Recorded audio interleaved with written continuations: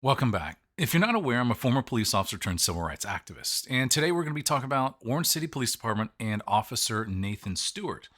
It looks like he was hired on October 27th of 2023, or at least sworn in, and he only served until right at the end of December when he was arrested by the Volusia County Sheriff's Office. But what we're going to talk about today is how gypsy cops make their rounds and get around to other departments. And I found a prime example of this right here. They filled out the forms incorrectly and basically avoided that this guy was arrested and did not provide the right forms to the Florida Department of Law Enforcement to review his certification. So let's take a listen, and here it is.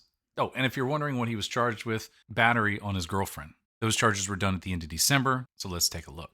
Yes, sir. I didn't know if Nathan Randall, you remember he worked here and he got arrested. Nathan Stewart? Sorry, Stewart. Yeah. Nathan Randall Stewart. He basically got arrested for the DV stuff that he got arrested for, and they terminated him right away. But I was looking at this form, and it shows on here that it was terminated for violation of an agency, training, school policy not involving moral character. Do you know if there's like another investigation with him at all for it's this? Violation of agency policy, Yeah. not involving moral character. I did a complaint in there, and I just didn't know if there's another investigation on him for the moral character violation for the. No, we're not doing a moral. You're not? No. You got arrested for Right. battery. It's one of the enumerated offenses. You have to do one. It's required. Okay. So this one here, will you guys do one? 'Cause Well, we're not doing any investigation. why not? He was arrested by the sheriff's office. They're the ones who did the investigation for the domestic violence. Yeah. So he violated one of the policies, plus he's on probation, and there's a flag up in FDLE on him. Sure. And then while he's an employed officer, he commits a battery, allegedly, and that's one of the enumerated offenses to be a moral character violation.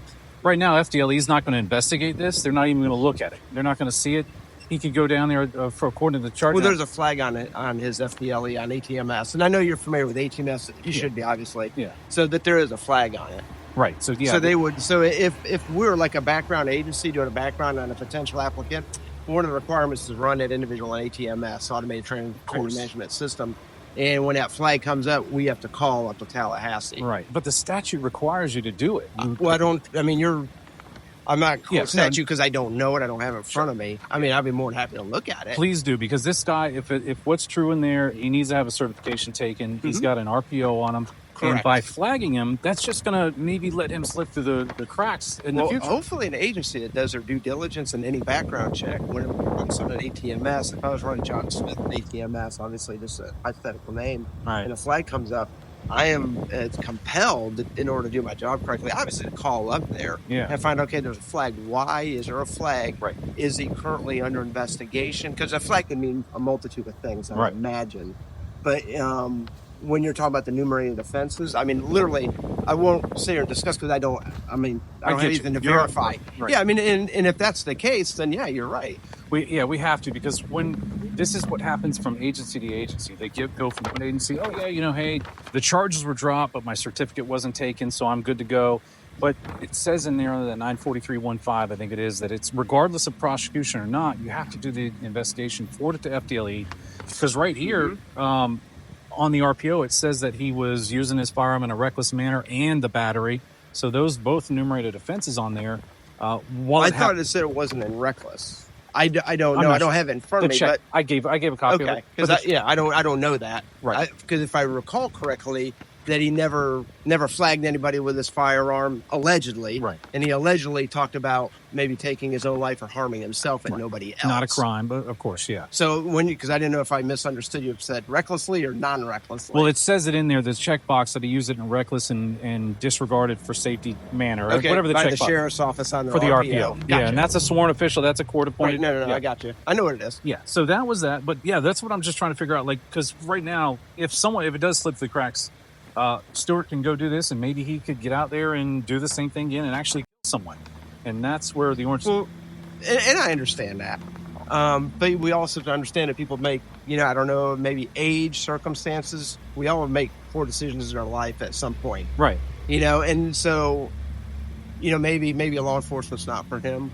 Maybe he'll get a job doing something else. Maybe he'll try to get back as he ages, gets older, more mature, and realize, hey, I made a stupid mistake, whatever it may have provoked that. I don't know.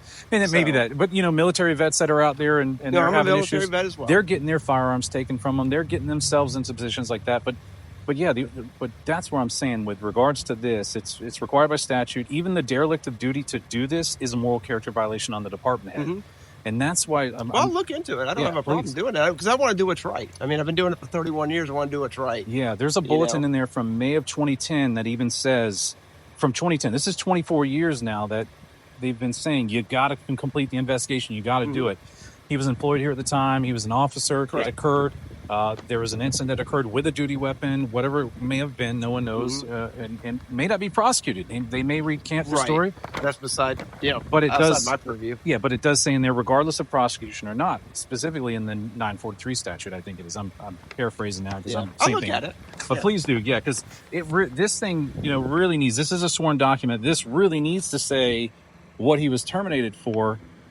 Which was actually we have information in there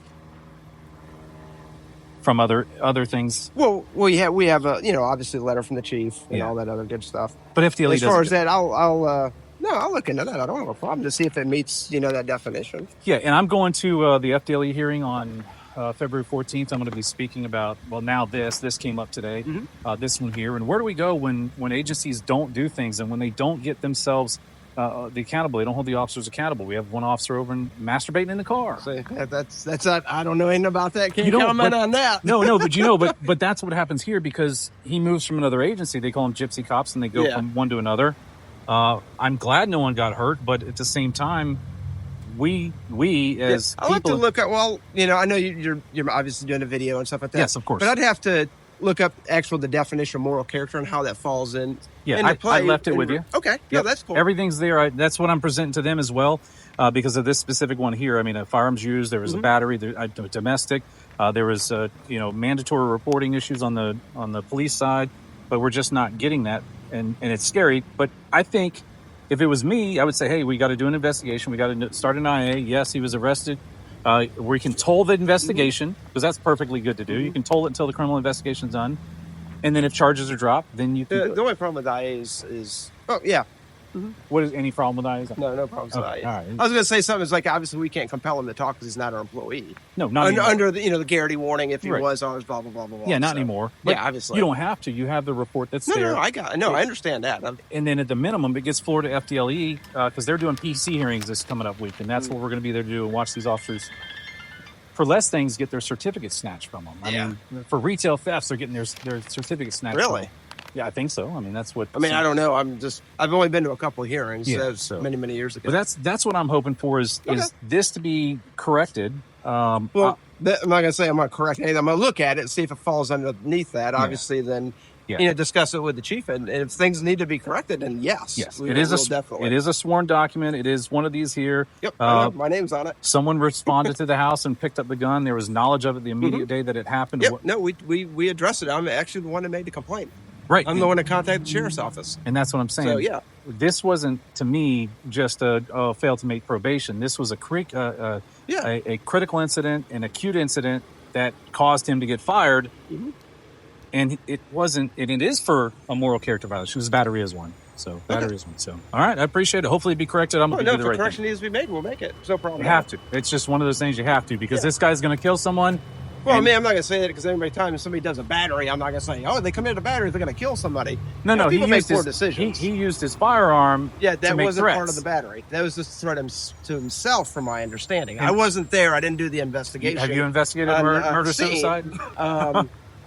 Actually, we have. Yeah, exactly. So and there's no warning to it, the ones that we work. Well, but anyway, that's beside the point. We got warnings on this one. We have warnings on this one. Oh, really? Yeah. Prior to this, we had warnings of this? On this, meaning this one. We have warnings. No, this one incident. Right. We have no prior warnings leading up to this incident. Correct, yes. Okay. Just wanted to make sure the wife did. She said that he's not married. Or his girlfriend, whatever it was. Okay. His girlfriend said, as soon as he became a police officer, I think it said in the report. Yeah, but we didn't know that at the time. I know. It was never reported. Correct. I get it. But now we have notice and warnings that, hey, he used his firearm to threaten himself or others. Maybe young, like you said, maybe that. But he also is committing battery. He goes out and gets another job. He does this. Well, don't get ahead too far. He's committed battery or allegedly committed battery. He was arrested for it. RPO's in place. Yeah. He hasn't gone out and got another job or applied as far as I know. We don't know. But the question that you were referring to me is, the moral character violation, I told you we'll make Sure. a look at it, and if Yep. it does fall in, then we'll make the correction. And the reason why I mentioned that, lastly, I'll hold you up. I know you got Yeah. lunch and someone wait for you. In Daytona Beach Shores, he was the same thing. He committed a felony, whether prosecuted or not on duty. It was sustained. A felony, right? Yes, sir. Okay. He I don't know who that is. He but deleted said public felony. records. His 3-year-old in a jail cell. Those are the two things that he did. Fowler didn't send in the Form 78. He didn't send in the 61 properly. It says resigned, not involving misconduct. He's applying for Flagler. He's applying for Melbourne. And that's what happened. Yeah, I can't comment on it. Don't know it. And I know But you it's said that's a felony. This is a misdemeanor. No, yeah, I understand that. Okay. But yeah, false reporting and filling out these forms is a felony if it's Yeah, incorrect. well, there's no false reporting yet that I'm Yeah. aware of. Yeah, I mean, if it's incorrect, it is. Like, Well, no, incorrect and false reporting two different things. Sure. Come on, Mark. I mean, yeah, so is battery when you touch me and But I didn't touch you. No, Shammy did. And he says, oh, I have to have intent. The statute doesn't have intent. No, I do know it's- the law. Yeah, I know you do. You've been a cop Yeah. for many years. It is, so I appreciate it. Anyway, enjoy lunch. I'm sorry to bug you with it. All right, man. Thank you too much time. See you Have a good later. day. You too. Well, now that we've seen that right there, I want to let you know that I did get an update from the chief last night at about 11:30 in the evening, and he said that they corrected the forms. Now, this guy, I don't know if he has any type of connection to the department, so more than likely he had just done this to get this out of his hair, or maybe to do the right thing. But other departments are doing this repeatedly. They're not filling out the right forms. So what you need to do is find out which officers are terminated, fired, what they're fired for, when they're arrested, and find these forms. It is the CJST Form 78, the Form 61, and there's another plethora of them. I'll put a link down in the description so you can see it. But this is how we're going to have to keep the cops accountable, is finding out if they're doing their job. Every one of these agency leaders know that they're doing it. And even in Shores that I spoke about in here, they said that he resigned not involving misconduct, even though that he resigned for committing a sustained felony policy violation. Thanks for watching, like, and subscribing. Let's keep them honest.